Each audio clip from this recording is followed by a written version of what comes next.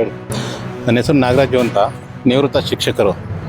ಇಲ್ಲಿ ಎಲ್ಲ ಖಾಲಿ ಇತ್ತಲ್ವಾ, ಅದಕ್ಕೋಸ್ಕರ ನಾನು ಇಲ್ಲಿ ಮರಗಿಡ ಬೆಳೆಸಬೇಕು ಅನ್ನೋ ಆಸೆ ಇತ್ತು, ಬೆಳೆಸ್ತಾ ಇದ್ದೀನಿ.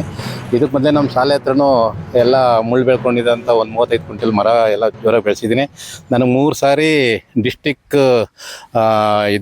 ಪರಿಸರ ಮಿತ್ರ ಅವಾರ್ಡ್ ಕೂಡ ಕೊಟ್ಟಿದ್ದಾರೆ. ಇಲ್ಲಿ ಒಂದು 50 ಮರ ಬೆಳೆಸ್ತಾ ಇದ್ದೀನಿ ಇವಾಗ. ಏಕೆಂದರೆ ಇದಕ್ಕೆ ಮೊದಲೇ ನಮ್ಮ ಮಾವ ಒಂದಷ್ಟು ಬೆಳೆಸಿದ್ರು ಇಲ್ಲಿ. ಇನ್ನು ಜಾಗ ಖಾಲಿ ಇತ್ತಲ್ಲ, ಅದಕ್ಕೋಸ್ಕರ ನಾನು ಏನು ಆಮ್ಲಜನಕ ಕೊಡ್ತಕ್ಕಂಥ ಅರಳಿ ಮರ ಇಂಥವು, ಆಮೇಲೆ ಹತ್ತಿ ಮರ, ಈ ಒಂದು 50 ಮರ ಹಾಕಿದ್ದೀನಿ ಇವಾಗ. ಚೆನ್ನಾಗಿ ಒಂದು ವಾರಕ್ಕೆ 3 ಸಾರಿ ನೀರು ಇರಬೇಕು. ಈ ಬೇಸಿಗೆಯಲ್ಲಿ ಹೋದ ವರ್ಷ ಎಲ್ಲ ಹಂಗೆ ಕಾಪಾಡಿದ್ದೀವಿ ಇದನ್ನ. ಆಮೇಲೆ ಇದಕ್ಕೆಲ್ಲ 10,000 ಸಾವಿರ ಖರ್ಚಾಯಿತು. ಯಾರು ಕೇಳೋದಿಲ್ಲ, ನನ್ನ ದುಡ್ಡೆಲ್ಲ ನಾನು ಮಾಡ್ಕೊತಾ ಇದ್ದೀನಿ. ಇನ್ನೂ ಒಂದು ಸ್ವಲ್ಪ ಇದಾದಮೇಲೆ ಕೆಳಗಡೆ ತೋಪೊಂದಿದೆ, ಅಲ್ಲೊಂದಷ್ಟು ಹಾಕುವ ಅಂತ ನಾನು ತೀರ್ಮಾನ ಮಾಡಿದ್ದೀನಿ.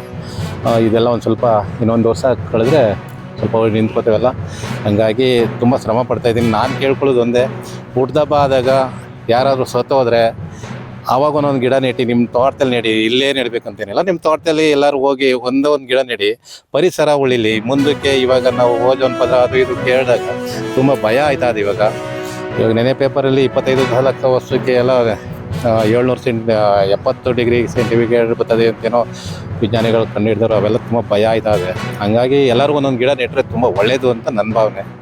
ಇವತ್ತು ತುಂಬ ಕಷ್ಟಪಟ್ಟು ಬೆಳೆಸ್ತೀನಿ. ಯಾಕೆ ಈ ಗಿಡ ನೆಡಬೇಕು ಅಂತ ಅನ್ನಿಸ್ತು? ನಾನು ಮೊದಲಿಂದ ಅದೇನೆ.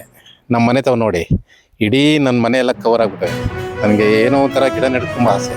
ನೀವು ಶಿಕ್ಷಕರಾಗಿದ್ದು, ಹೌದು. ನಿಮ್ಮ ಮಕ್ಕಳುಗಳಿಗೆ ಏನು ಹೇಳಕ್ಕೆ ಇಷ್ಟಪಡ್ತೀರಿ? ಮಕ್ಕಳುಗಳಿಗೂ ಅದನ್ನೇ ಹೇಳಿರೋದು. ನಾನು ಮಕ್ಕಳುಗಳಿಗೆ ಮನೆಗೂ ಕೊಟ್ಟಿದ್ದೀನಿ ಗಿಡಗಳು ತಗೊಬಂದು.